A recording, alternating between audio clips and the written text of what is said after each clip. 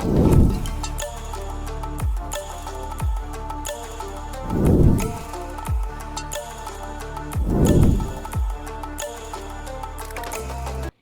to Far East Wargaming, bringing you another Heresy Thursday. I'm Richard, your host, and this week, once again, it's a pleasure to welcome Jason. Hello, everyone. Glad to be here once again. And this week, we're doing another Legion review. And for this week's Legion, we're looking at the 6th Legion, the Space Wolves, the Sons of Russ, the boys in grey before they adopted their 40k baby blue. And let's just face it, the 40k color scheme is terrible. Fight me on this. The Legion one is so much better. I actually love the color scheme of the Legion one and cannot stand the 40k one. But also, we're doing this in honor of our gaming buddy, fan favorite Gene, and his Space Wolves, because I think occasionally my man Gene, he forgets his rules. So let's go ahead and take a look at these and see what kind of secrets we can unlock. So as we start with every Legion, we're going to start with their Legion special rule. And for the Space Wolves, that is Bestial Savagery. And what this allows is an infantry unit of the Space Wolves may choose to run in the movement phase and still make a shooting attack and still declare a charge in the assault phase in the same turn. But the shooting attack must be snapshots. And when they charge, the charge is automatically considered disordered. Now, if you can't charge or can't run, the unit instead gets a +1 weapon skill on the turn they successfully charge. And then vehicles get +1 to their ramming attack to a maximum of 10. This one here is maneuverability. Oh, this one is just nasty. Bestial Savagery should be called just brutal aggression, because I mean you can just get around the field with this amazingly. And let's face it, most of your units that you want getting up close and personal with the wolves aren't going to be shooting anyhow. So the snapshots are just kind of a bonus in that particular case. But yes, being able to run, snap shoot, charge.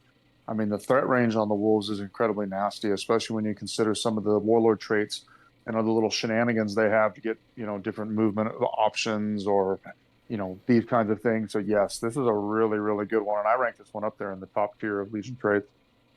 Yeah, the increased threat range, moving a standard unit from a 7-inch move before they charge to an 11-inch move before they charge, gives you effectively a 23-inch threat range, looking for that double 6 on the charge, of course. But still, it makes the opponent pause on how aggressive they get to be.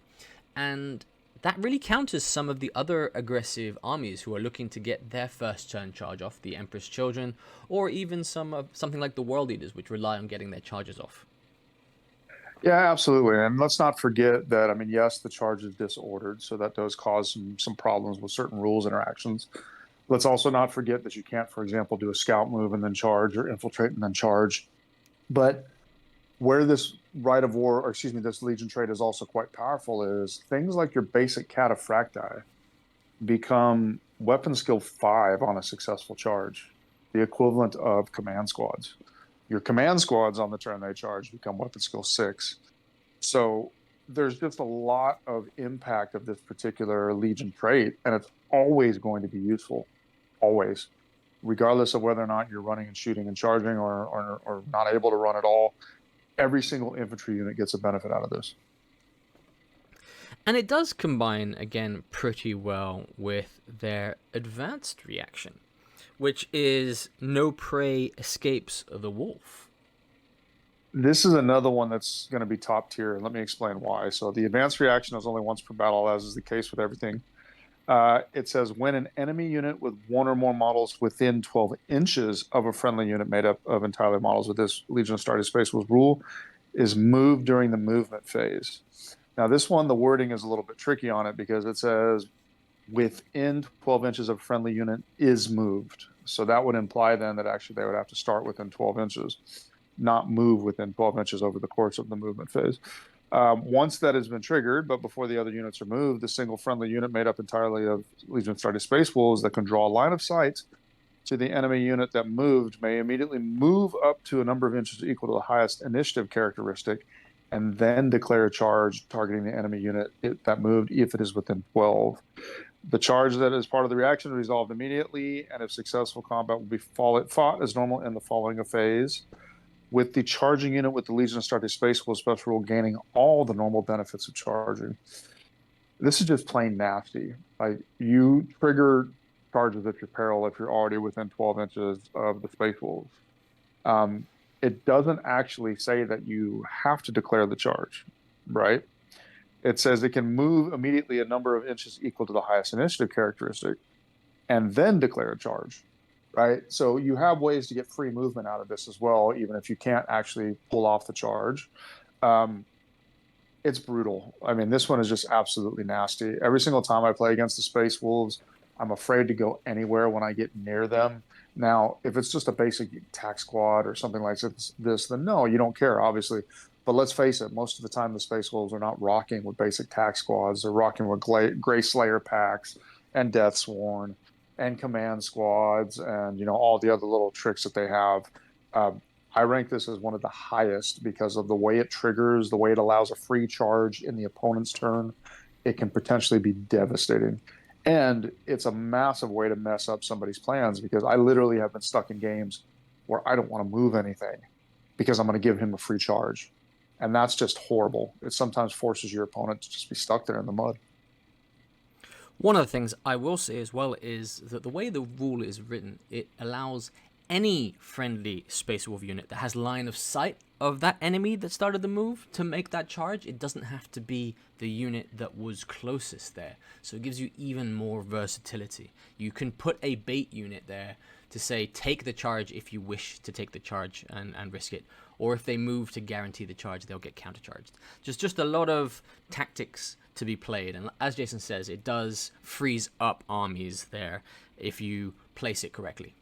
Yeah, and the last thing that I will say about this is it encourages a lot of ways to otherwise disrupt your opponent's plans. So, for example, deep striking a unit in, outflanking to get closer and potentially have more options to trigger this kind of thing.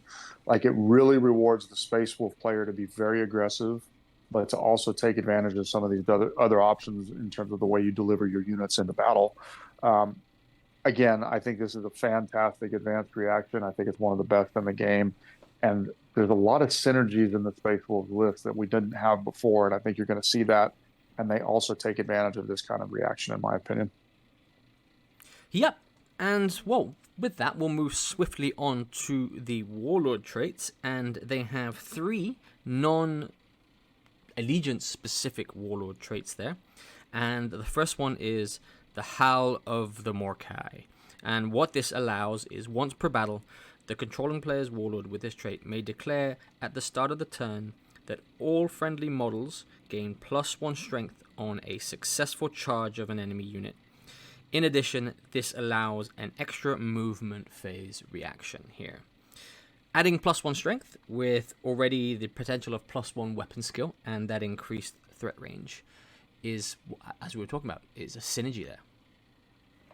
Absolutely. I mean, again, this is like, you know, your Praetor, your character in Cataphracti armor with a Cataphracti command squad, rocking weapon skill 6 basic dudes on the charge. And then they're all +1 strength, and I'm sure they're going to be kitted out with all kinds of nastiness. Yeah, this is a really nice one. And again, you're right. It absolutely has that synergy with the Legion trait. Like this one a lot. Movement phase reaction, getting the extra there, of course. It's debatable whether or not that's one of the best options. Everybody knows that shooting phase reactions are just so good. But yeah, this one is a very solid Warlord trait. Also, the thing you have to bear in mind, this one here, it's kind of like a force multiplier, because it's not just the Warlord's unit, it's the entire Space Wolves army. So if you're lining up a whole bunch of charges, as you should be with the Space Wolves, you're getting multiple benefits from this one Warlord trait. Again, yes, it's once per battle, but that +1 strength once per battle can be quite decisive. Absolutely. Yep. This is a really, really good one. And again, with the Legion trait, it just bumps up the aggression to an 11+. The second Warlord trait is called Hunger of the Void, and this is quite unique from all the Warlord traits we've seen so far, because this allows the Warlord to gain an additional wound at the end of the assault phase if he has inflicted at least one unsaved wound from an enemy model. Again, it doesn't allow you to increase it, but what it does allow, if you're already at maximum number of wounds, is to increase the number of attacks and strength of the attacks until the end of the next player's controlling phase. Yeah, this one is not bad, but it's situational. And what I mean by that is it doesn't always trigger, right? So if you compare this against Howl of Mordecai, for example, I'm sorry, I mean, the Howl is just so much better. Now, this is very useful in the sense that you get a little bit of a almost it will not die effect if you're already wounded. But again, because you have to inflict in one unsaved wound on an enemy model in order to get that back. I mean, let's be honest. In most games, this might only happen once, twice, maybe three times if you're lucky. The +1 strength, +1 attack. I mean, again, same situation. You do get an extra reaction in the assault phase, which is okay. I think assault phase reactions are pretty good with Overwatch and whatnot. But again, if you just put this up against Howl of Mordecai, it's not even close because just the Mordecai has got such a ripple effect and it's so strong with the Legion trait. But again, this isn't a bad one. I just view any Legion traits or Warlord traits, excuse me, or things that are very situational. I tend to view them at a much lower level than something that can be affecting multiple units or it's on all the time. And even though recovery of wounds sounds nice, I agree with Jason in it being situational. I think for the majority of us, when we're playing with our Warlords, they're not dying from their last wound. They're dying from instant death, which this does not solve here. So, and with the prevalence of instant death weapons, murder strike weapons, paragon blades and such, or just power fists and thunderhammers, that's what's killing your Warlord, not really the attrition of wounds there. Yeah, probably the last thing I'll say is if this was in some other legions of similar Warlord trait, then it probably would get more play. But Howl of Mordecai is just so good, and even the third one, Crownbreaker, that we'll talk about in just a minute, I view that one as better than this one as well. So Crownbreaker basically says that the Warlord and all models in the unit he has joined gain the preferred enemy independent character special rule. That's pretty strong because preferred enemy is just not that widely available in 2.0 like it was in 1.0. And let's face it, most of the things that you're going to point your Warlord at are probably going to have independent characters inside of them. And then if you are locked in combat with a unit that has the independent character special rule, you get a free 5-up Feel No Pain, which is pretty massive if you really think about it, because chances are your Warlord's rocking Terminator armor and with the Terminator command squad or something like this. It's a nice little added bonus that helps you get around, requiring something to normally get a Feel No Pain, right? And then you can make an additional reaction in the opposing player's movement phase. So I view this one pretty strongly because of the preferred enemy and the free feel no pain. I rank it as the number 2. I mean, Howl of Mordecai is just so good, but this one is even better than Hunger of the Void.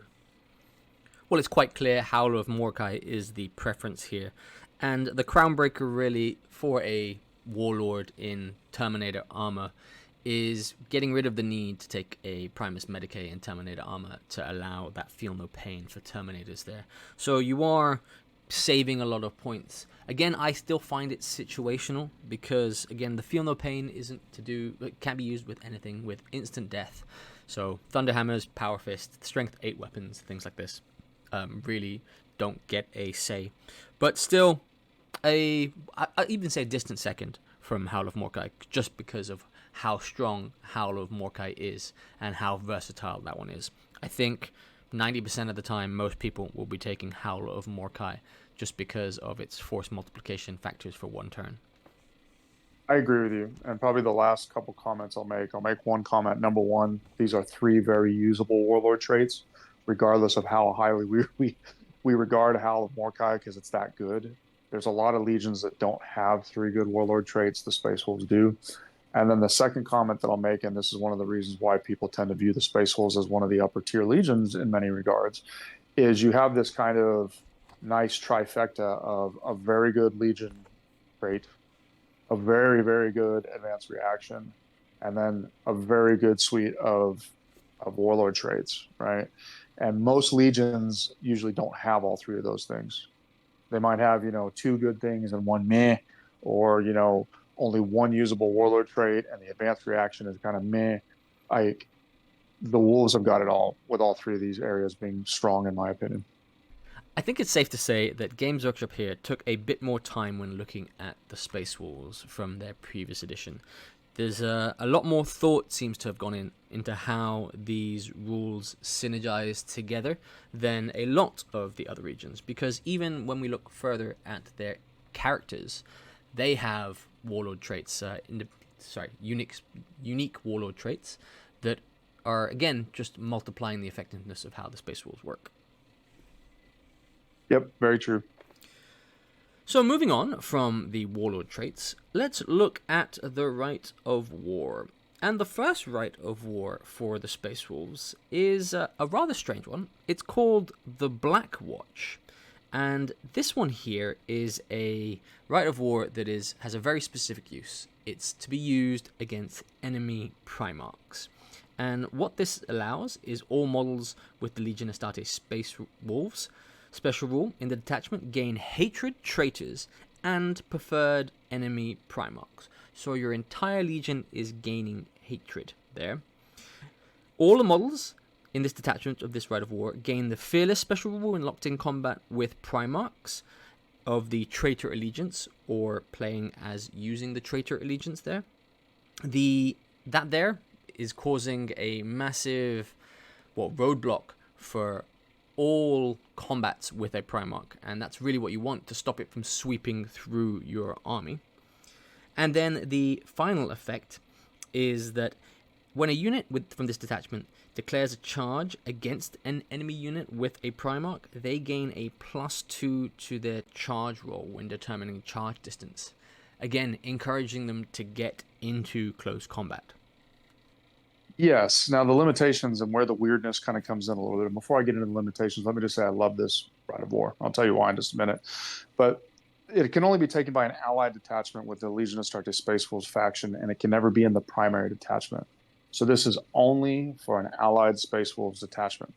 Now, that's not necessarily a bad thing because, again, depending on how your allied detachment is configured, they may or may not have access to rites of war. So at least with this one, you can kind of, tailor a little bit.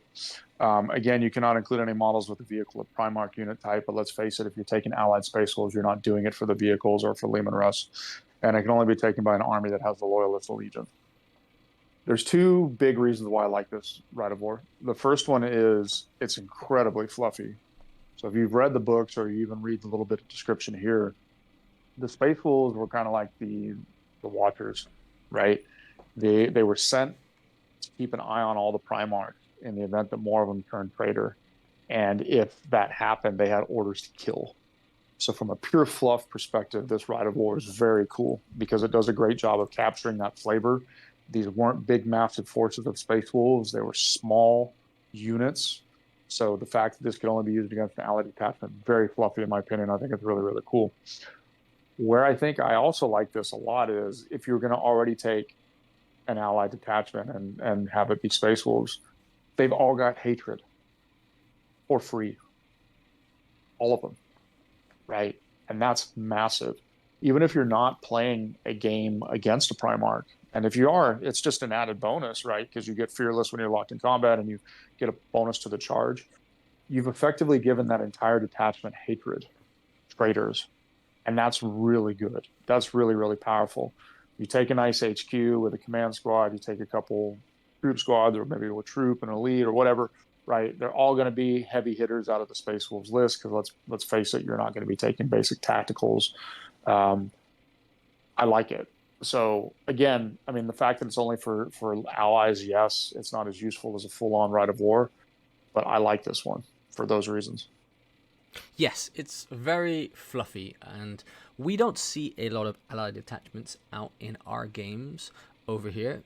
Now, distance may vary there. You guys might be playing a lot of allied detachments.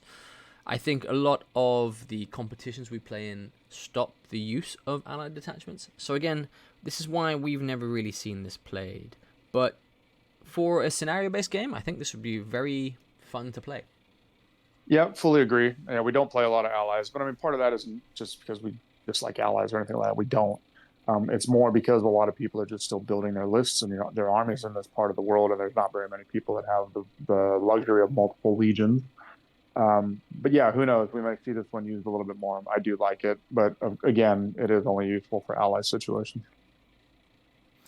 The second rite of war is called the Pale Hunters, and what this allows is all Grey Slayer packs and Grey Stalker packs from this detachment gain the hit and run special rule, and as an added bonus, when they are choosing to move their distance, they don't have to move the full distance for the hit and run, they can move up to the full distance, which gives them a lot more versatility on the ability to charge in the next turn if they've activated that hit and run there. Also, a unit from this detachment using this Rite of War enters the play from Flanking Assault. All the models gain Fleet 2 and Rage 2 until the end of the player turn in which it enters play there. And synergizing again with that, up to 3 units from this detachment that are infantry or cavalry may choose to be granted outflank for free. Yes, and the limitations are not too bad. Only a single heavy support choice, not necessarily a bad thing, even though heavy support choices are good. You have a lot of other ways to get weapons in the list through, transports, through speeders, or other things that you may even want as part of a flanking assault. So that's not a really big deal. And it says at least one unit from the detachment must be assigned to a flanking assault, but you wouldn't take this if you weren't planning on doing that anyhow. And kind of what we talked about with the advanced reaction, there's a lot of benefits to being up in the enemy's face and messing in their lines and all this kind of stuff. This is a really, really good rite of war, but against an opponent that's prepared to deal with flanking assaults, either through lots of interceptor or is willing to try and, mess with the outflank token in terms of putting his units in place and things like this. Um, in those situations, you're going to be dealing with a headache, right? But in most cases, the fact that you can deliver so many aggressive units with a lot of close combat potential directly into somebody's lines or close to somebody's lines or mid-table or whatever else make this a very strong rite of war, and I think it's the one that most Space Wolves players seem to take. Yeah, it plays on their speed and versatility there.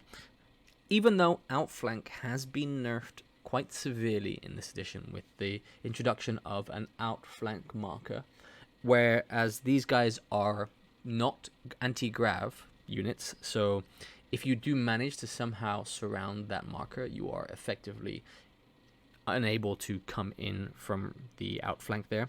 Is the one biggest downside I see to just outflank in general, but it does take a very well strategized opponent to be able to execute that kind of maneuver, and also maybe potentially being very unlucky with your roll, having that disordered charge in the outflank, or the enemy really just covering a 16-inch range of the field of the board edge there to stop that 8-inch movement you get, or I think it's 6-inch movement or 8-inch movement, I can't remember which one, but definitely having Fleet 2 and Rage 2 there are great things to have when coming in from outflank. Absolutely. And again, talking about the synergy and things like this, it does have opportunities to combine well with the warlord traits or the advanced reaction, these different kinds of things. It just favors such an aggressive playstyle as if that wasn't always the case with the Space Wolves, but even more so now. This one can really give your opponent a lot of headaches. But again, if you're playing against somebody with a lot of interceptor, you do have to be kind of smart about where you put that outflank token, or you could lose a unit or two on the turn they come in. One final thing to bear in mind about this Pale Hunter's Rite of War is that for the Rage 2 to really be effective for the outflanking units, you've not got to use the Bestial Savagery's run, because this Rage 2 doesn't happen if the charge is disordered there. So again, you've got to make the decision of, do you want that extra attack, or the extra 2 attacks really, from the Rage 2 from the charge by getting that extra distance, or are you trying to play a bit more conservative and forgo that. Sorry, more aggressive, I'd say, and forgo that, and then get just no bonuses for a disordered charge there. Yeah, it's true. And again, but it depends on what you're trying to do with those outflanking units, right? So sometimes taking the disordered charge to get the extra distance, I mean, it would be worth it. But yeah, you're absolutely right. But again, I just think overall this is a really good rite of war just for the fact that it can seriously mess with the opponent, and that's always a good thing, right? Well, the next rite of war is a bloody one. It's called the Bloody Claw, and what this allows is once per battle at the start of the Space Wolves player's turn, they can declare a Bloody Claw. And once a Bloody Claw is declared, and until the start of the controlling player's next turn, all the Space Wolves in the detachment with this rite of war gain +1 score used to determine the winner of an assault. They gain +2 fleet, sorry, a fleet 2, and a Furious Charge 1 special rule. They also gain the Stubborn special rule, but if they already had the Stubborn special rule, they gain the Fearless special rule there. So quite a lot of things again for one turn. Yes, and again, stacking on things like Howl of Mordecai and stuff like this. Limitation during the turn when the controlling player has declared the Bloody Claw. All units that include one or more models with the Legion of Strike Space Wolves. Special rule in this detachment capable of charging must always attempt to charge in the assault phase if there's any eligible units in range of line of sight. Again, that's not really a downside because you're activating this on the turn that you're intending to charge anyhow. So let's face it, there's almost zero limitation to actually taking this. Yeah, I mean, it makes your units more powerful when they charge. It synergizes with the Legion trait. I mean, what's not to like? Probably the only thing about it is that it's only a once a game. So unlike certain other rites of war where you kind of unlock things that carry through turn after turn after turn, that's probably the only downside that I can really see about this one. It doesn't limit you on things like heavy support choices. So if you want to take a more balanced or a more shooty type Space Wolves list, you have that freedom more with this. But yeah, I like it. I think it's pretty good. I think none of the Space Wolves rights of war are bad, even though the Black Watch is situational for allies only. I think all these are quite usable, in my opinion. And again, that's not something that other legions can say. I think you're right. The limitation there really has no effect because you're choosing when to trigger this, and so you're the one setting up your positions for that. Then also, to bear in mind, Furious Charge is another one of those rules that doesn't activate on Disordered. So again, you're not using the run effect from Bestial Savagery. But I think at this point, by the time you're activating this, you're more or less guaranteed to be close enough with multiple units. Otherwise, you wouldn't bother activating that one turn of Bloody Claw. True. I guess the only downside that I can see on this one is if your opponent is up in your face, like for example, he's near your heavy support squad of las cannons or something like that, forcing them to charge is probably not in your best interest. But to be honest, if you've got your opponent up in your face like that and you're playing Space Wolves, then you're doing something wrong because you should always be the one that's kind of dictating the flow of action and preparing those charges. Yes, Space Wolves are also one of those armies I think it's quite easy to say suffer from a lack of shooting speciality there, but they more than make up for it for their deadliness in close combat and the speed in which they get into close combat there. Yep. Well, so moving on from that, let's move on to the armory of the Space Wolves, and they've got a couple things. The first is their Fenrisian axe, and any model that is a Space Wolf may change their chainsword for a Fenrisian axe for 2 points. And really what this gives is a +1 strength and a reaping blow of 1. For 2 points a model on top of a chainsword, making it 7 points for a standard tactical squad, maybe it's a bit much. But for Grey Slayers and Grey Stalkers, I think, who come with chainswords, it's a very viable upgrade. Oh, I think so, absolutely. I mean, it's kind of like a chain axe on steroids, right? A chain axe normally only gets you the +1 strength. This gives you the additional reaping blow 1, which is potentially more attacks out of your models that are in base to base with multiple units. It's cheaper than something like a chain bayonet or whatever that you'd put onto the end of a bolter. But, well, not cheaper. It's roughly the same cost. Yeah, I mean, it's not a bad choice at two, and it's not priced expensively at 2 points each. So I think if you're going to have a few points extra, to upgrade 5 of your dudes with chain swords or 10 of your dudes with chain swords, this isn't a bad choice for that strength bonus and extra attacks. Now, probably the only thing to think about is you do give up the shred that a chainsword normally has. So it's debatable whether the +1 strength and the reaping blow or the shred, which one do you want?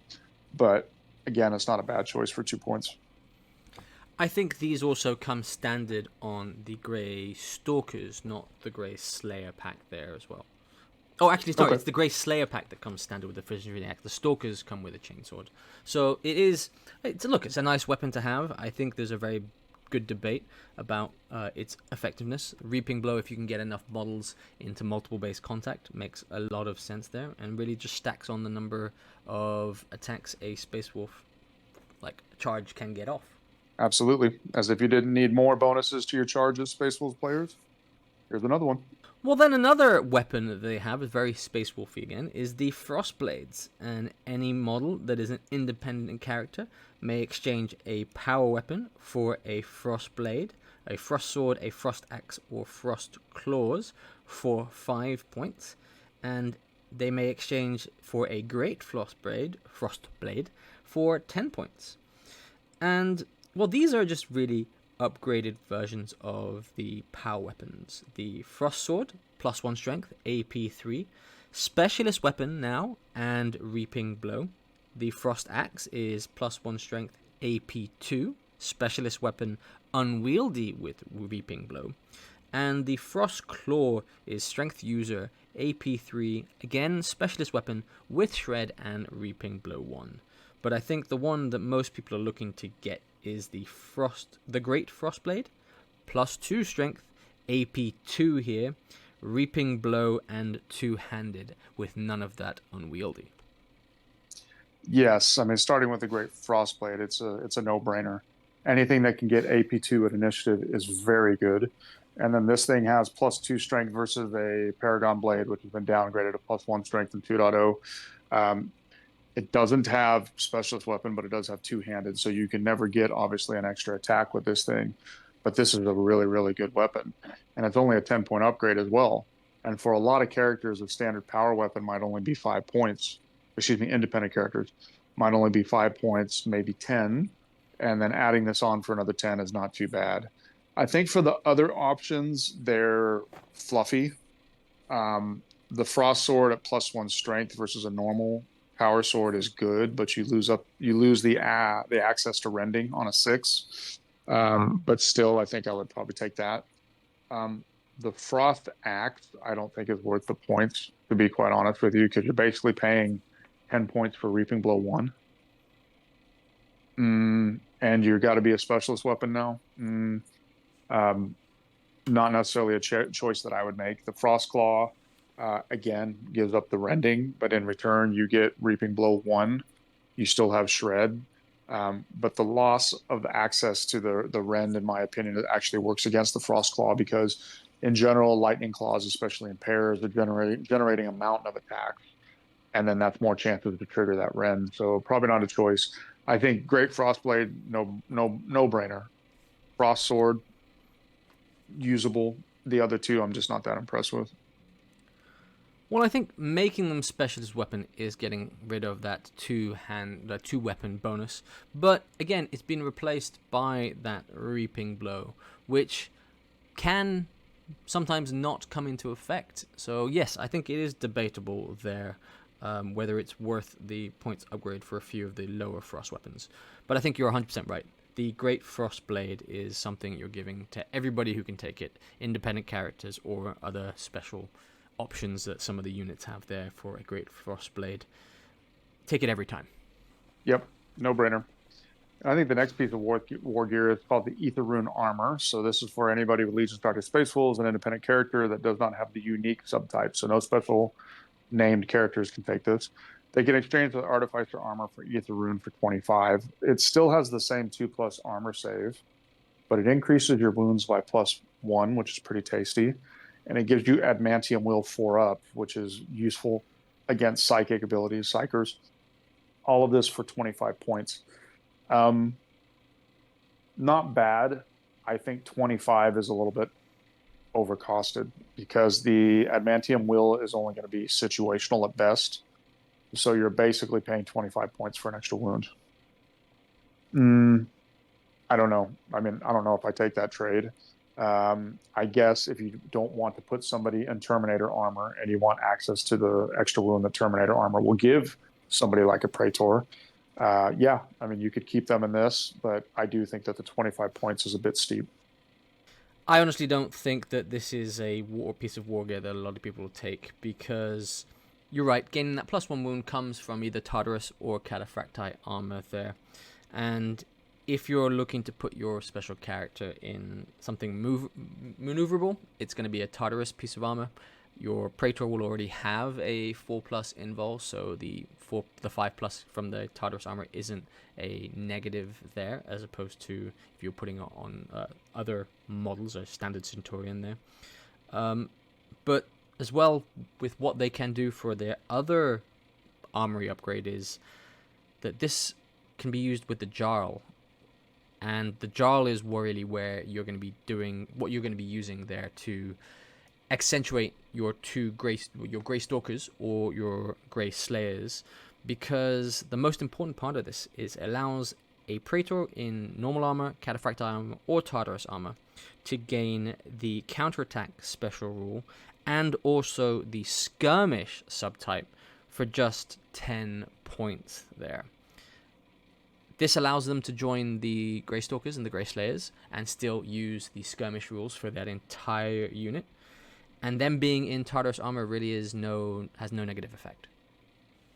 Yes. It's not a bad upgrade, right? Because again, if you want to make sure that you don't lose the benefits of the skirmish rule on the units that have it, only paying 10 points to put your Praetor in, upgrade him to be a Jarl is a pretty good option, right? And getting that counterattack too. So whereas the Aether Rune armor is probably overpriced for what it does, the Jarl is probably underpriced in my opinion because of the counterattack too, and because of the fact that they gain the skirmish subtype. But yeah, that one's a nice little upgrade that I can see used a lot more than Aether Rune armor.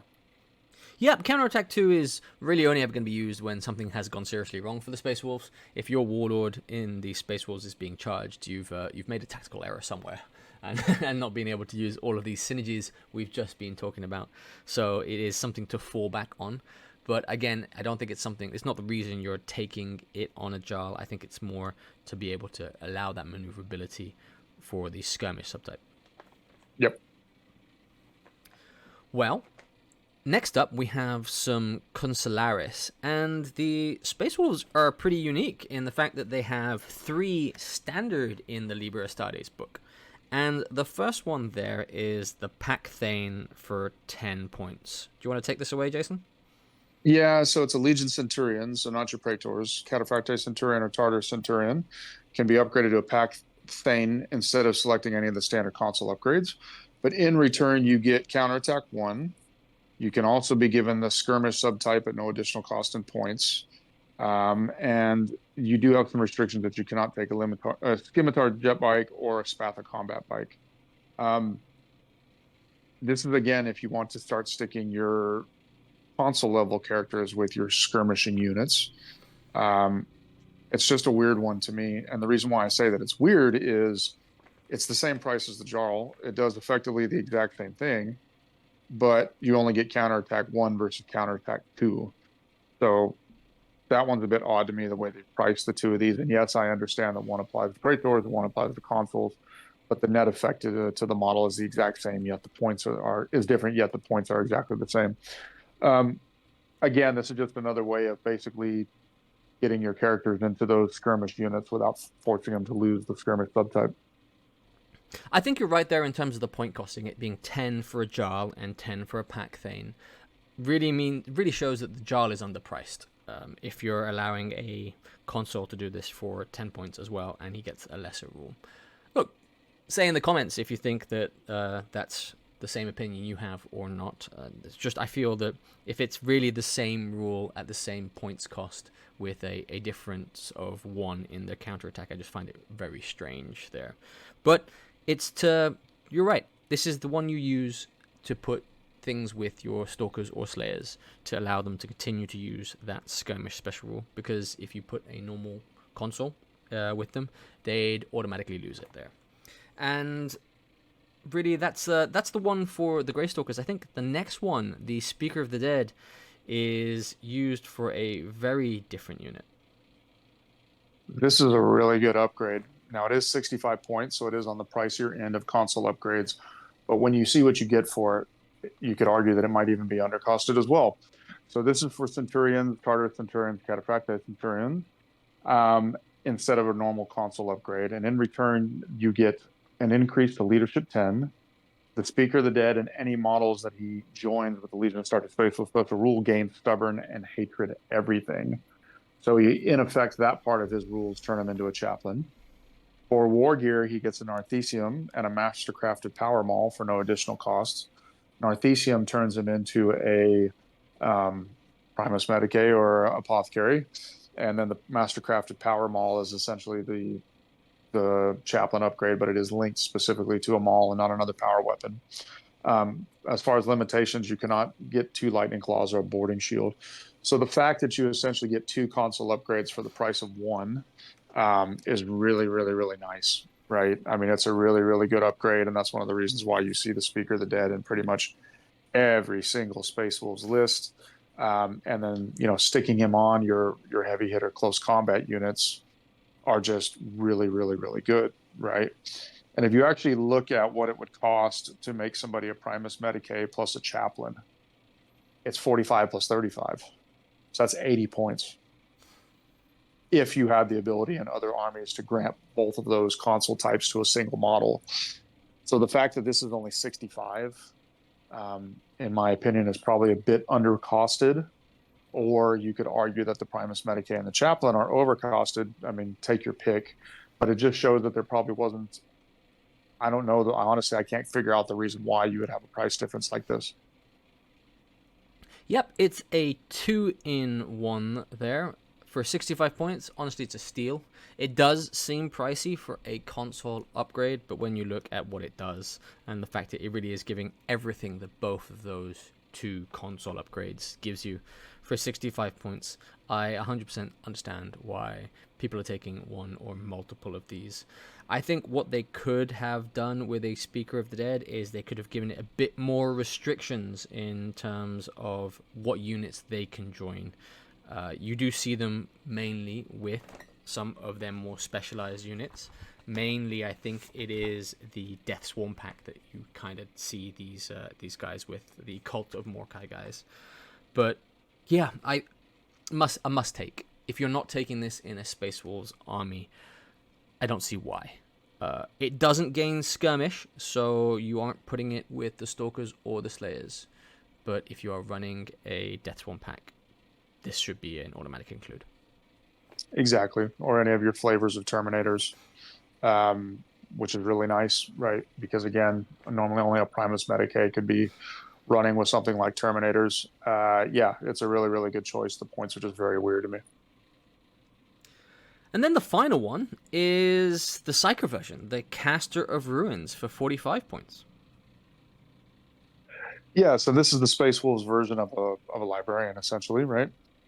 So for the 45 points, you get the Psyker subtype. You can select one of the disciplines, either the Winds of Fenris, which is the Space Wolves version, Divination, Telekinesis, or Biomancy. All of those are good choices.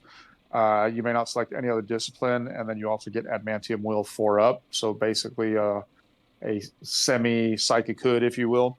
You can replace a power weapon, bolt pistol, or combi bolter with a force weapon at no cost. You can select another psychic hood for 15 points if you wanted to try and stack some of his defenses with the Adamantium Will. Not a bad choice. Let's look at the powers, right? So the first one is the psychic weapon, Wrath of the Death Wolf. So this is a template, so a flamer template. Strength 5, AP 4, so it's heavy flamer essentially. Assault 1, deflagrate 4. Now remember, a force check is pretty nasty. So the fact that you get a template that is a force weapon is very nasty, right? Because this becomes a strength 10 attack. Because force doubles the strength of the check, right? Or the strength of the weapon with a successful check. So you can just absolutely murder things like Iron Hands Morlocks or anything that has Battle Hardened 1. You can do some serious damage with this thing if you get it off. Again, it is only a template, so you do got to get up and close. But hey, let's face it, the spaces want to be up and close anyhow. As far as the psychic power, this one is called Storm Rot. So instead of making a shooting attack, you can select a single friendly unit with at least one model within 6 inches that is entirely of the infantry, cavalry, or dreadnought unit type, which is tasty. The chosen unit gains the Shrouded 5-up special rule until the controlling player's next turn. When using this power, the controlling player can choose to have a psychic check if the check is passed, and that is improved to a Shrouded 3-up. That's crazy, right? Being able to give something like a Leviathan or a Contemptor a 3-up Shroud, when normally as fearless units, they don't get access to some of these types of reactions that could give them that kind of benefit. That's just nasty. So I think this is a really, really good upgrade as well. The combination of a powerful psychic weapon with a very usable, potentially OP in certain situations, psychic power. Pretty nasty. So I think this one is another really, really good choice. Yeah, the psychic weapon, you have to bear in mind, even though it can go to strength 10, it's still AP4, so you are still relying on those rolls of 1. And the template itself never gets really more than 5 or 6 models underneath it at its optimum there. I think the most I've ever seen is like 7 in the perfect scenario of a flamer template there. Yeah, it's nice to have, but I don't think it's the be all and end all of psychic powers. The Stormrite psychic power itself, though, giving a plus, 3+ invulnerable save, shrouded save, so mitigation save to a dreadnought. Overpowered, to be honest, in my opinion. There, the only saving grace, you have to be within 6 inches, so you are trailing these units, and I'm not sure if you're putting this guy all out on his own. Just to be a shield for some walkers. No, but you'll notice that there's no restrictions in terms of mobility, right? So you could very easily stick this guy with a jump pack with an assault squad, which is a very good choice in the hands of a Space Wolf. So that's a possibility. You could stick him on a jet bike, again, not running around by himself because that's not very smart. But I mean, as far as the fact that there's no mobility restrictions doesn't necessarily mean that you have to trail the dreadnought, but I get where you're coming from on that. Yeah, I mean, it's just a tasty 3-up Shroud. I mean, that is just ugly. And it's just ugly in the sense that it's not once per game, right? I mean, you could theoretically get this off multiple times over the course of a game and create your own version of a Iron Hands Leviathan on steroids. Yeah, pretty nice. I like it. I do hear where you're coming from as well on the fact that it's still only an AP4 weapon on the psychic weapon. But strike 10 is strike 10, let's face it. And strike 10 is detrimental to vehicles. So there's a lot of use there. I think one of the things you've got to bear in mind as well is for that psychic power, we're looking at the dreadnought side of things right now. But giving a 3+ shrouded save to a Deathsworn unit would make them potentially, if they're foot slugging up the field, every turn giving them that is it's increasing their survivability by a huge factor. Absolutely. Or a big blob of anything, right? So not just your Deathsworn, but any of your packs, a big blob of assault squads, this guy with a Praetor and a command squad with jump packs. I mean, there's just a lot of combinations there. I think the Dreadnought is just the one that sticks out the most because that's just a bit surprising that they would allow that and not just limit this strictly to infantry and cavalry, but it is what it is. But yeah, there's a lot of use on this. Well, look, that is all of the consoles and special rules for the Space Wolves. Now we're going to move on to the units, and as with every Legion, we first start with the Primarchs, and the Primarch for the Space Wolves is the very famous Leman Russ, the Wolf King of Fenris, the Lord of the Winter and Ruin, Primarch of the Space Wolves, and 450 points. His profile is a movement 8, weapon skill 8, ballistic skill 6, strength 7, toughness and wounds of 6, initiative and attacks of 7, leadership 10 as expected, and a 2+ save. For war gear, he has the armor of Elavagar and the axe of Hellwinter, as well as the sword of Baal Knight, Scorn Spitter, and frag grenades. For his special rules, we have the Legion Astartes Space Wolves, the Master of the Legion, the Howl of the Death Wolf, Counterattack 2, Loyalist, and a Warlord trait, Sire of the Space Wolves. Yes, and probably the things to draw attention to is with the weapon skill 8, strength 7, and the initiative and attack 7, that's on the high end of Primarchs. He's an absolute beat stick in hand-to-hand because of that, as well as because of the various war gear and rules that he has. If you look at his Warlord trait, right, Sire of the Space Wolves, all models of Legion of Astartes Space Wolves in the same army as Leman Russ gain a bonus of +1 to the strength in any turn in which they successfully charge an enemy unit. So this is really, really good because it's the entire army, which are already getting bonuses due to their Legion trait. And now they get another +1 to their strength, which can be absolutely nasty, plus an additional assault phase reaction. He's got this other thing called Howl the Death Wolf. Once per battle, he can declare to use this at the start of the turn. For the duration of that turn, only models with Legion Astartes special rule gain a bonus of +1 to their movement characteristic. Any enemy units that include one or more models with the Legion of Astartes Space Wolf special rule must take an immediate pinning check. So if for some reason you are playing against Space Wolves with Leman Russ, okay. But again, this is just another one of those force multiplier rules. So all these synergies and all these things just keep stacking on top of each other. Really, really, really nice. If we get into the war gear, so his armor, Elavagar, +2 armor save, 4-up invuln, but that increases to a 3-up invuln against Flamer, Melta, and Plasma type weapons. Anybody in base-to-base contact with him suffers a -1 to hit, the maximum of hitting on a 6 on any turn where he makes a successful charge. This is where he murders other Primarchs. This is where he basically murders anything, right? Because he's already at weapon skill 8, which is at the top end. So in most cases, he's hitting opponents on a 3, and they're hitting him on a 5. With this, his armor, they're now hitting him on a 6. So even other Primarchs, if they're not weapon skill 8, and there's only a couple that are, they're hitting him on 6s. Okay, so that's pretty nasty. Then you combine that with his sword, one of his weapons, the Sword of Baal Knight. So it's +1 strength, so now he's strength 8, AP 2.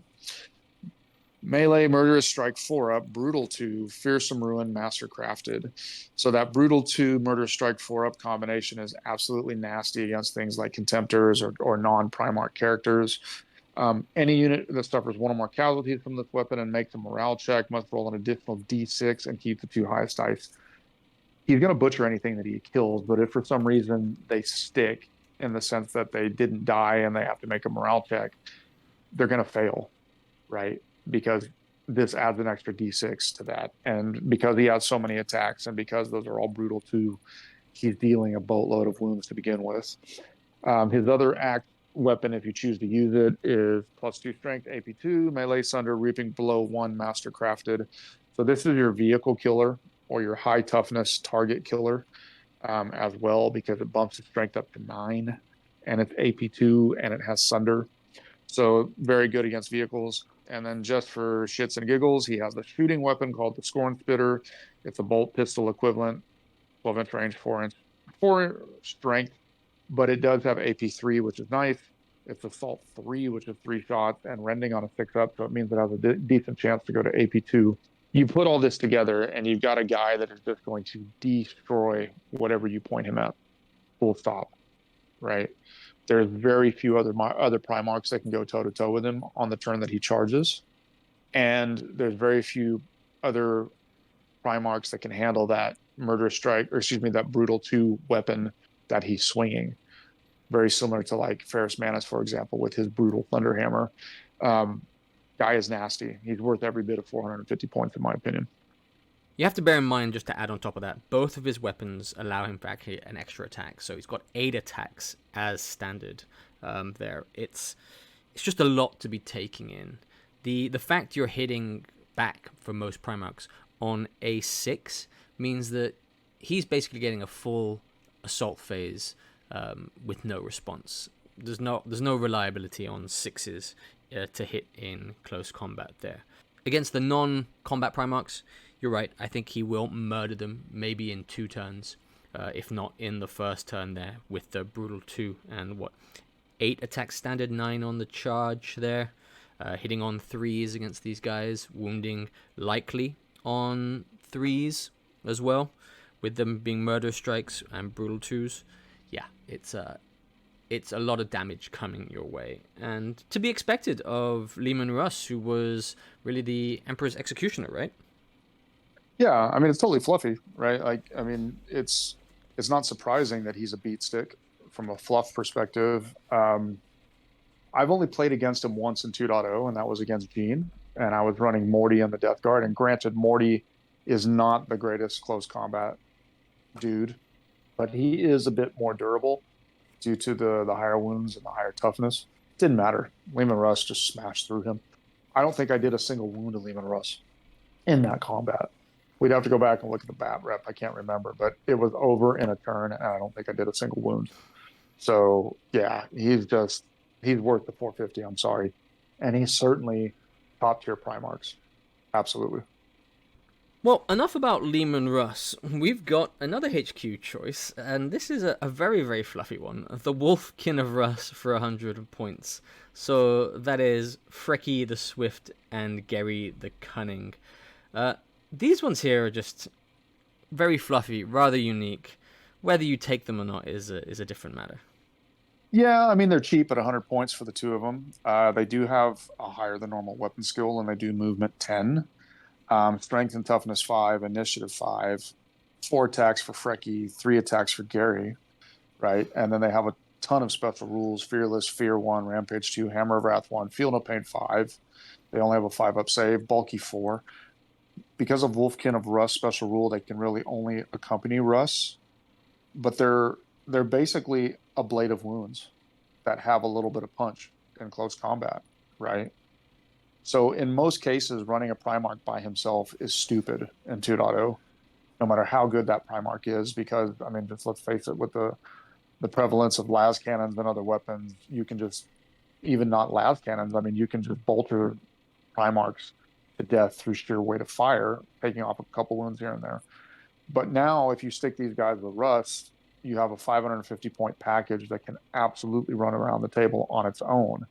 Because in order to even put a single wound on Russ, if the controlling player doesn't want you to, you got to chew through 8 wounds of Frecky and Gary, who usually aren't going to be able to be insta-killed because of the T5. And then if they get into close combat, they're just going to be even more decent attacks, as if Leman Russ didn't need more help in that regard.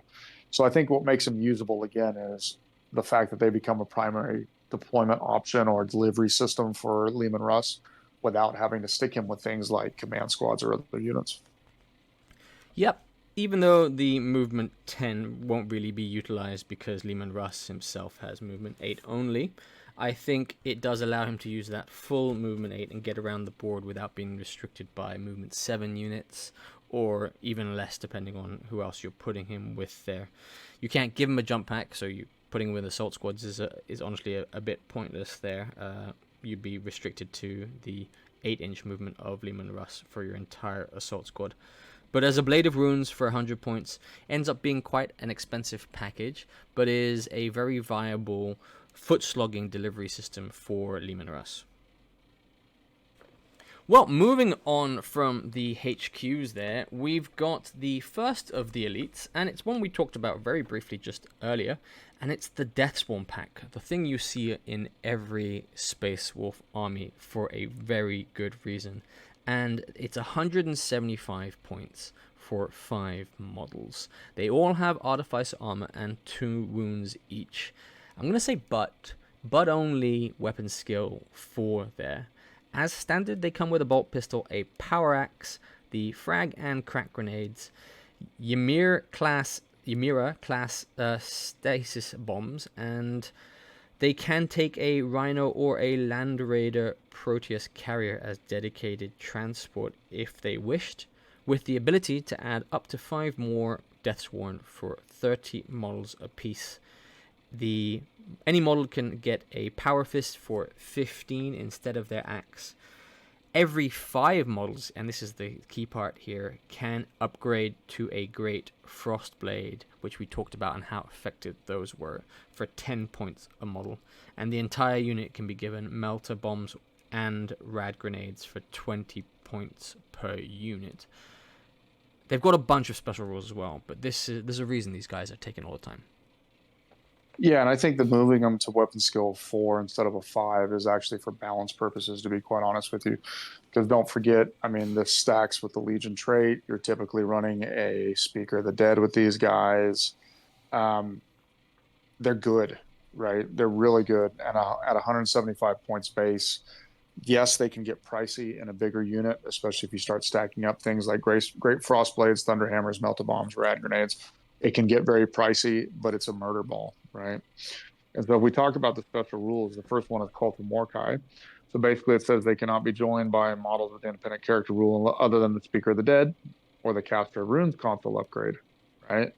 Speaker of the Dead is almost a no-brainer because of the fact of the hatred, allowing them to re-roll. So hence the weapon skill 4 doesn't become as much of an issue.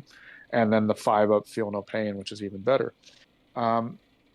They can also be used as a retinue squad for a Speaker of the Dead or Caster of Runes, so therefore they don't take up an elite slot. Not bad, right?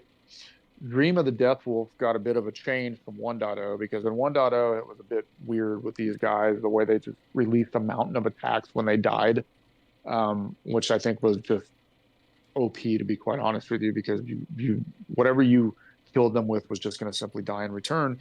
So instead of the way it worked before, the way it works now is if a Deathsworn model loses last wound during the assault phase before having made any attacks. Okay, if they've already attacked, this does not trigger.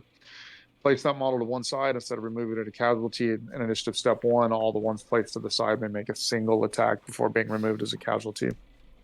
And those casualties do still count towards resolving combat. So this does make your Thunderhammers a little bit more nasty because Thunderhammers at initiative 1 unwieldy now still will get to swing if for some reason they die. But even your normal dudes, right, as long as they haven't swung yet. So any combat that they're at a disadvantage, like for example, charging Emperor's Children or something with reach, right, these guys are still going to get some sort of attack back, but it's not as bad as they used to be. And then finally, those stasis bombs, and I'm not going to try pronouncing that. A unit that successfully charges that includes one or more models with this stasis bomb must make a disordered charge, but that's a little bit bad. In addition, the controlling player of a unit that includes any models with this can choose to activate those when declaring a charge before the dice are rolled for the charge distance. They remain activated until the start of the next turn, can be activated again if another charge is declared. While they are activated, all models with the stasis bombs must add both the Fleshbane and Get Hot special rule to all attacks. All wounds inflicted by the Get Hot special rule are resolved using the AP value of the weapon. Fleshbane is nasty because it means all their weapons basically are wounding on 2s. Now, the Gets Hot is a little bit of a downside because of the number of attacks that you're rolling. You're going to be guaranteed a unit of these guys is going to actually trigger a bunch of those Gets Hot. But they have a 2-up save, and the Speaker of the Dead probably giving them the 5-up Feel No Pain. They changed the way these work too, and they work very well. That Fleshbane on all of your close combat attacks is just ugly. Super, super ugly. Now, you do come standard with a power axe, so you're wounding in most cases on 3s, but against things like Contemptors or against things with T5, you're getting more reliable wounds through, and that's what makes the stasis bombs quite good. Yeah, for the stasis bombs, even with Fleshbane for Contemptors, you're re-rolling Fleshbane really on that. It's still re-rolling 2s. It's better than trying to hit on 6s for most of the time there. It makes a lot of sense to activate them for certain things. I will say there is a I say, a small benefit for the new rules for the Dreams of the Death Wolf, because in, I think, the old edition, if there were no models left at the end of the combat, they didn't get their extra attack. So the Emperor's Children had this in the past. If you managed to wipe out the entire Death Swarm, they wouldn't get to strike back. Now they do get to strike back, again, just with a single attack. So it's a bit of a balancing. Honestly, I think it's a good balancing. They had a bit too many attacks in version 1.0 of the rule set, and here now it's still playing with the fact that they're coming back from the dead, or just swinging to the very last, as they should be for a Death Sworn pack, after they've been mortally wounded, but not making them OP, giving them all of their attacks as they're about to die, or even as they have died and already attacked. Yes. And probably just the last comment I'll make on the stasis bombs, or just on Deathsworn in general, is for Deathsworn, just be careful. Because again, by the time you add 5 more and you add all these different things to it, you've got a unit that's easily 450 points, right? And then your character on top of that, you've got a 600-point unit. Now, is it worth 600 points? Yeah, I think it probably is. But the stasis bombs, and remember that if you're charged, they also force disordered charges. And I think sometimes, like I've seen Gene forget that one as well. He's only remembered the offensive capability of these things rather than remembering the defensive as well. So don't forget that. Again, if you are being charged as a Deathsworn, you've, again, done something wrong, but it does happen. I think it comes more into when a second unit charges in, it does that again, it activates a second time. So yes, that is the first of the elites for the Death Guard, and probably the one you see the most, like I said. The second one is their Legion-specific Terminator Squad, the Vargir Wolf Guard here, and you get 5 Vargir, 4 and a Thane for 250 points. Movement 6, Weapon Skill 5, Ballistic Skill, Strength, and Toughness of 4, 2 wounds each, Eye 4, 2 attacks and Leadership 8 for the Vargir, and 3 attacks and Leadership 9 for the Thane. Their War Gear, you can choose a Frost Axe, a Frost Sword, or a Frost Claw. They come with a Combi Bolter, and they are all wearing Cataphracti Terminator armor. For their special rules, they get Fear 1, Relentless, Counterattack 1, Stubborn, Hammer of Wrath 2, Lord's Bane, and Bulky 2 there. They can also take a Legion Land Raider Proteus Carrier as dedicated transport if they are no more than 5, or if they are more than 5, they can take a Land Raider Spartan as dedicated transport there. They're a deadly and they have a yeah. they're deadly unit, and they've got a lot of options, right? So you can add 5 more Vargir. You can give anybody Power Fist, Chain Fist, Thunder Hammers. The Thunder Hammers are only 15 points, so not overpriced. You can give somebody a Vexilla to make sure that they don't run as easy. Magna and Minor combo weapons, the second Frost Blade, which is an Axe Claw sword if you want to increase their offensive output, which normally you don't have that option with Terminators, right? The 2-weapon option. You could give somebody a Heavy Flamer or a Reaper autocannon if for some reason you wanted to do that. The Thane may take a Great Frost Blade, which is an auto-include at 10 points. I'm sorry, these guys are underpointed, right? So don't hate on these Space Wolf players. There's a logic or a reason why they're underpointed, right? We're only, let's call it 50 points over a normal Cataphracti squad. You get Weapon Skill 5. You get the free Frost weapons. You get all those special rules: Fear, Counterattack, Hammer of Wrath, Stubborn. You get more weapon options at a very cheap discount compared to very similar Legion Elite Terminators in other legions, excuse me. These guys are better than a command squad.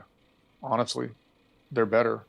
Now, you don't get access to the Legion Standard, which, grants access to line and scoring and something like this, but they're underpointed, right? And then the Lord's Bane rule essentially turns them into, chosen warriors accepting challenges.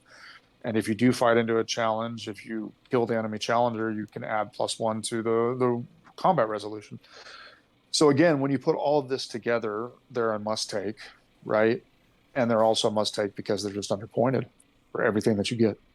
Yep, they're maybe look, they're underpointed. I can't disagree there. They're still very expensive because you have to put these guys in a transport, or you should be putting them in a transport because you need them to be getting up the field. And movement 6 in Cataphracti armor without the ability to run is foot slog in Cataphracti. We've said this many times on the channel, is not a good thing to see. Their weapons themselves, the Frost Axe, Frost Sword, and the Frost Claw, are. We talked about them earlier when we were talking about the war gear upgrades there. They're not that fantastic over a Power Fist or a Thunder Hammer, but you can also give those to these guys for 10 and 15 points respectively.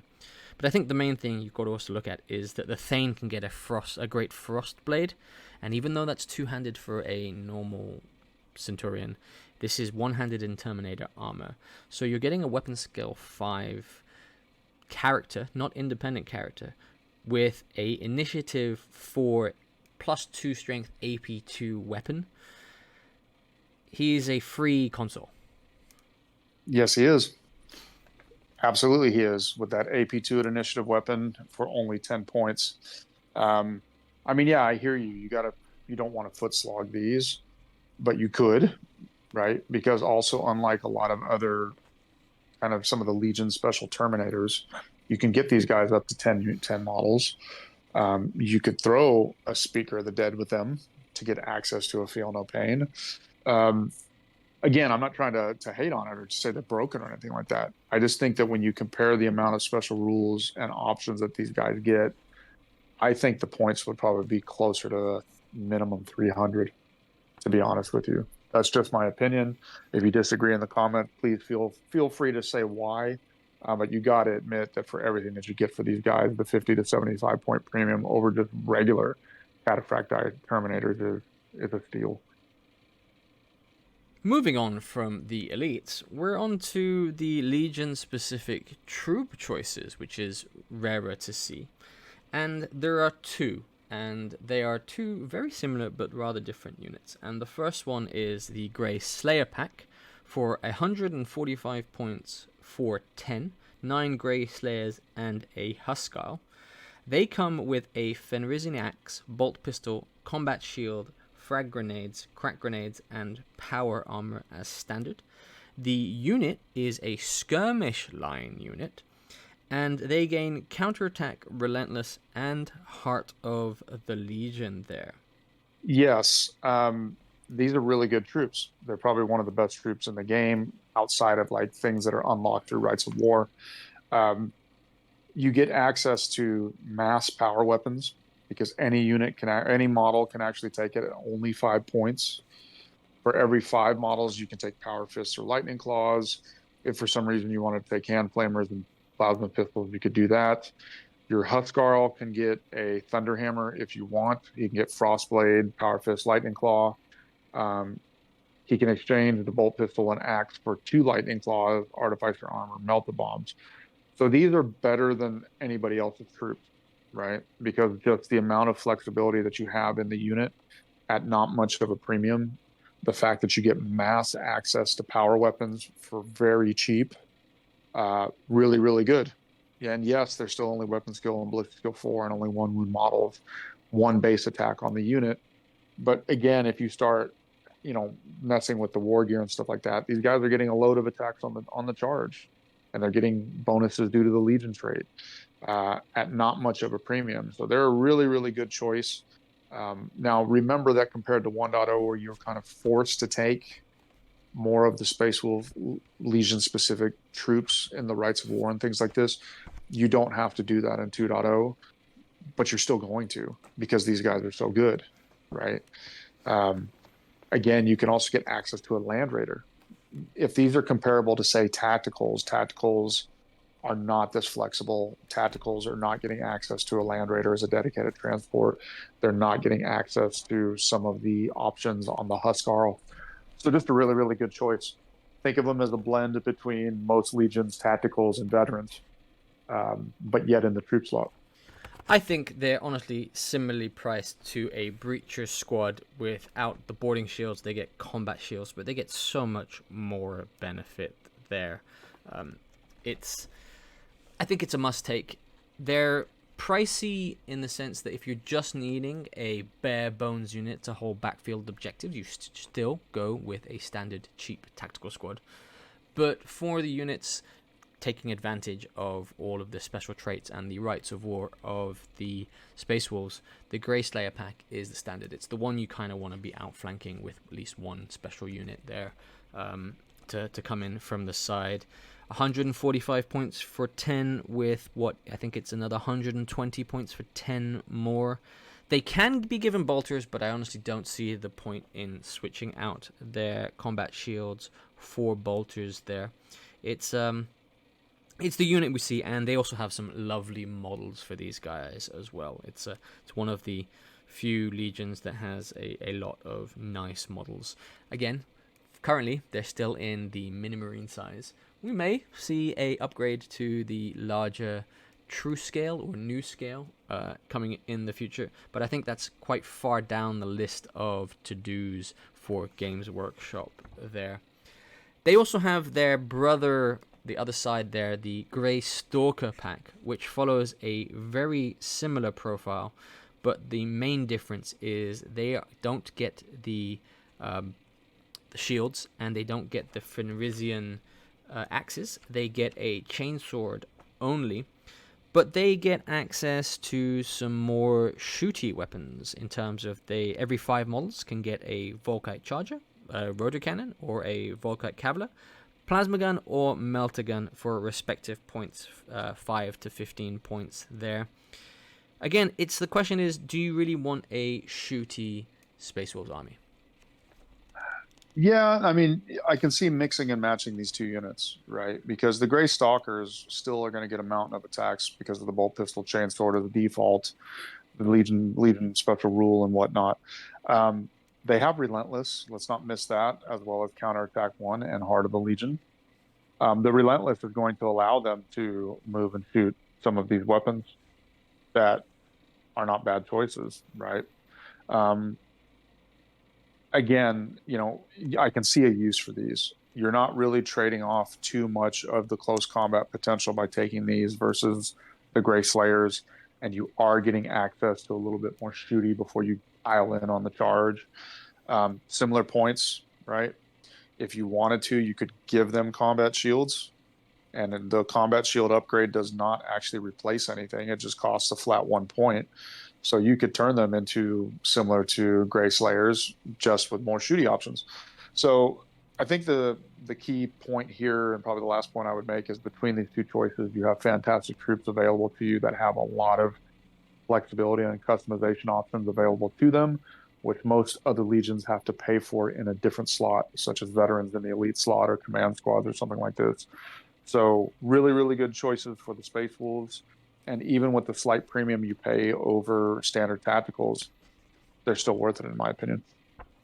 Yep, and I do love to see these models. Again, I think the models are really nice. And there's a lot of customizability in this range. No two Grey Stalker or Grey Slayer squads ever look the same, the weapon loadouts. And it's a pro and a con, because if you do want access to all of the weapons, magnetizing these guys is tricky to say the least. There's a lot of things you need to do, but potentially worth it. If you are a Space Wolves player and you have magnetized your Grey Stalker or Grey Slayer pack, let us know in the comments how that went for you, and better question is, would you ever do it again? Yeah, that's a lot of magnets and a lot of small magnets.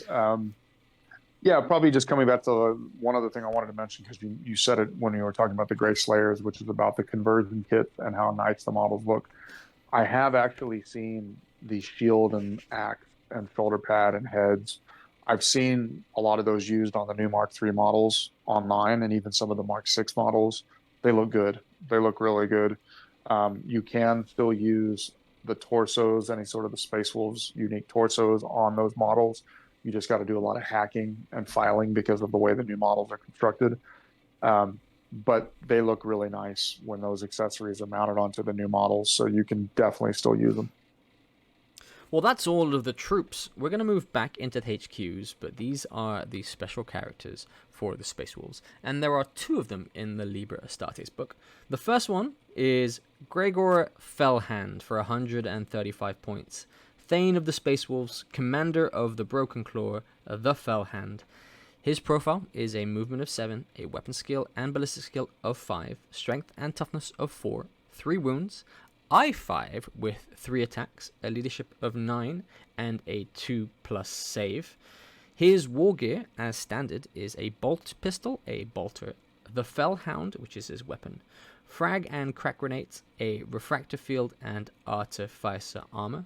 For his special rules, he's of course an independent character. He has Relentless, Counterattack 1, Master of the Legion, and for his Warlord trait, we have Crownbreaker.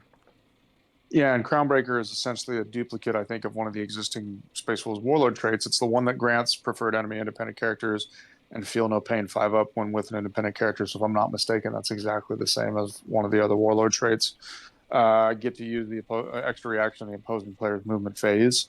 And then the Fell Hand, his special close combat weapon, is that super lightning claw that he has. And what makes it super is it's +1 strength, which lightning claws are normally not a strength bonus. It's mastercrafted. It triggers rending on a 5 instead of a 6. It still has shred, but it also has reaping blow. This doesn't say also as well that it's a specialist weapon, right? So since it's not a specialist weapon, it still pairs with his bolt pistol. So on the card, this guy is getting 5 attacks, 6 with reaping blow if he's in base to base with multiple models. He's only 135 points, so he's basically a console equivalent. And I think for what you get for 135 points, he's not a bad choice. He's not. I think what lets him down is there's just other options that are better.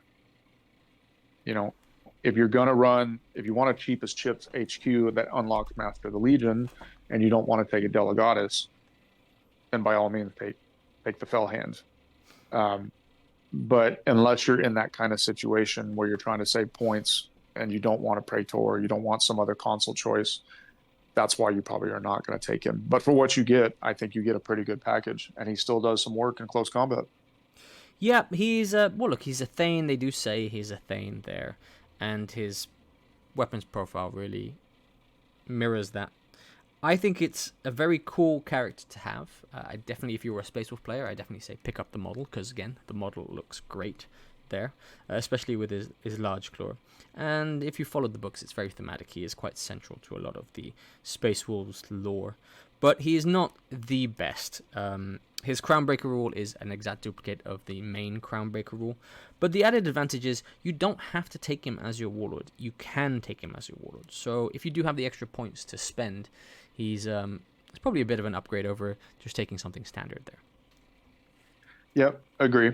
And again, he also does have the skirmish unit type, so that does allow him to be with some of those other units that normally you would have to upgrade into a Thane to have them join.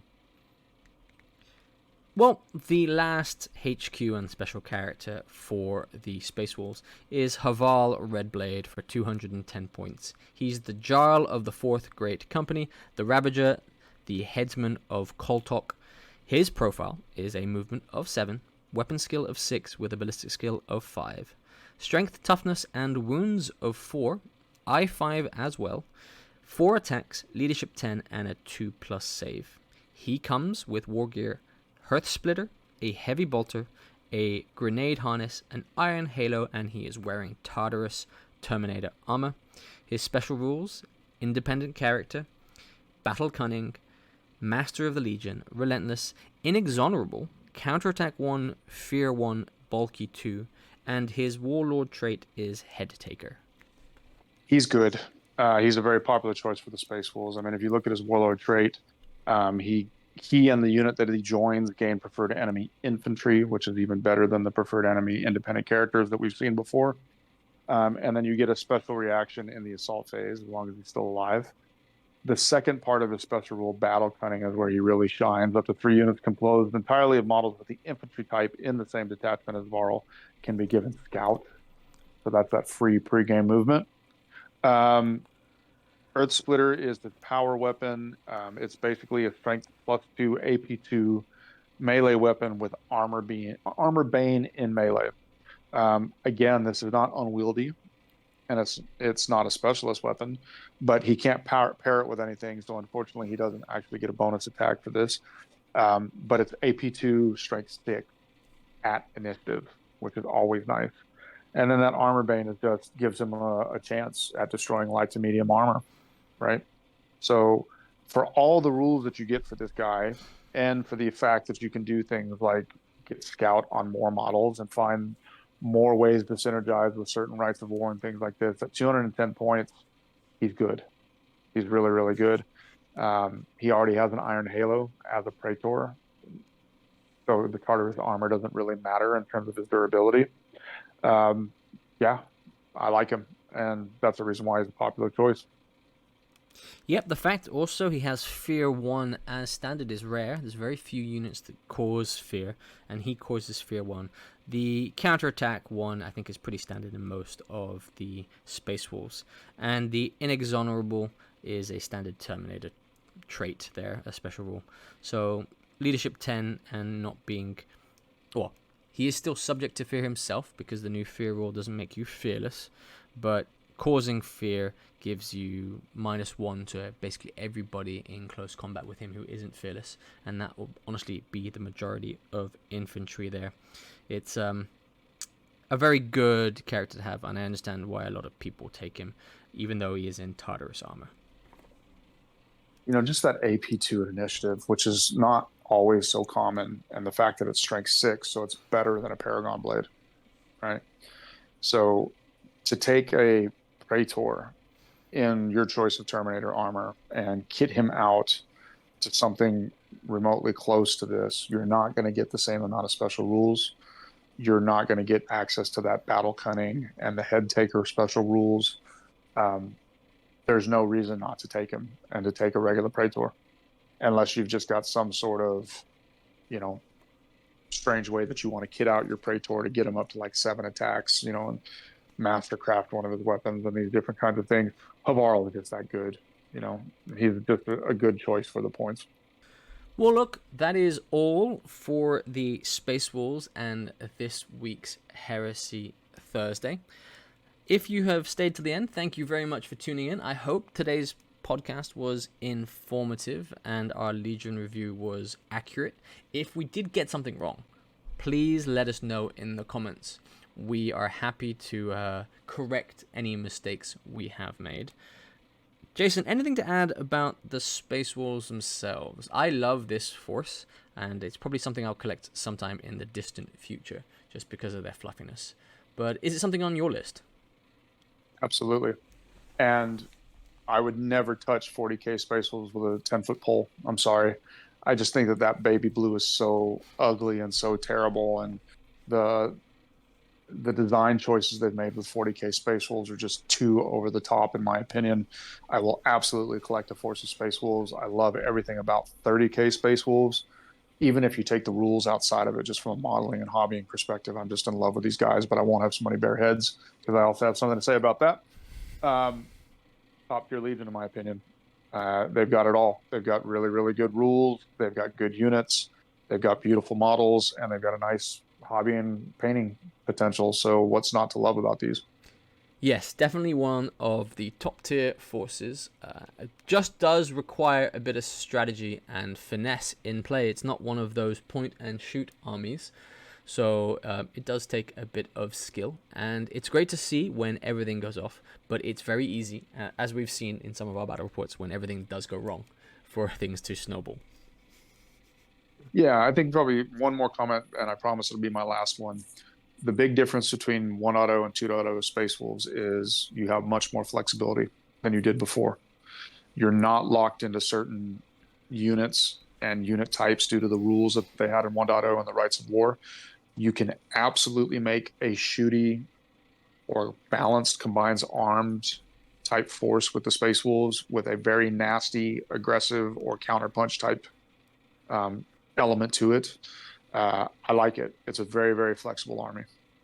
Yes, very flexible, but I also think just in general, if you're playing the way I think it was designed to be played, if it was designed to be played anyway, it's very low on units, very high on points, which is probably its one and only, or one of its few downsides there.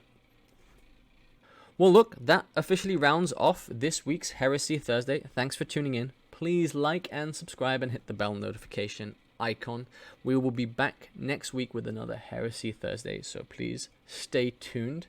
But from me, Richard, thank you for tuning in, and we'll see you next time. Thanks, everybody, for sticking around, and like, subscribe, ring the bell, and all that stuff, and we will catch you on the next one.